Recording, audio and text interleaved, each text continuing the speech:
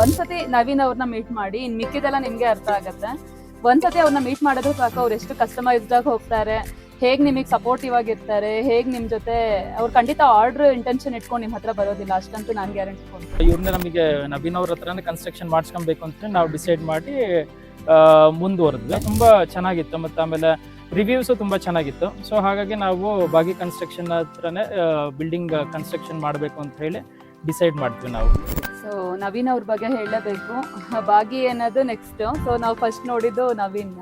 So ಹಾಗೆ ನಮಗೆ ಒಬ್ಬರು ನಂಬಿಕೆ ಇರೋವಂಥ ಒಬ್ಬ ವ್ಯಕ್ತಿ ನಮಗೆ ತುಂಬಾನೇ ಹೆಲ್ಪ್ ಆಗುತ್ತೆ ಈ ಥರ ಕನ್ಸ್ಟ್ರಕ್ಷನ್. ಯಾಕಂದರೆ ಇದು ಒಂದು ದಿವಸ 2 ದಿವಸದ ಕೆಲಸ ಅಲ್ಲ, ಆಲ್ಮೋಸ್ಟ್ 1.5 ವರ್ಷದ್ದು ನಾವು ಅವ್ರ ಜೊತೆ ರಿಲೇಷನಲ್ಲಿ ಚೆನ್ನಾಗಿರಬೇಕು, ಮತ್ತು ಆಮೇಲೆ ನಂಬಿಕೆ ಇರಬೇಕು. ಇವಾಗ ಎಂಪ್ಲಾಯೀಸ್ ಯಾರನ್ನೇ ಈ ಥರ ಇಬ್ಬರು ವರ್ಕಿಂಗ್ ಎಂಪ್ಲಾಯೀಸ್ ಇದ್ರೆ ಅಂದರೆ ನಾನು ಅಡ್ವೈಸ್ ಮಾಡೋದು ನಾವಿನ್ನು ಬಾಗಿ ಕನ್ಸ್ಟ್ರಕ್ಷನ್ಗೆ ಆರಾಮಾಗಿ ಕೊಡಿ, ಏನು ಕಣ್ಣು ಮುಚ್ಕೊಂಡು ಕೊಡಿ, ನಾವೇ ಇದೀವಿ. So I'm sure this is going to be the great work.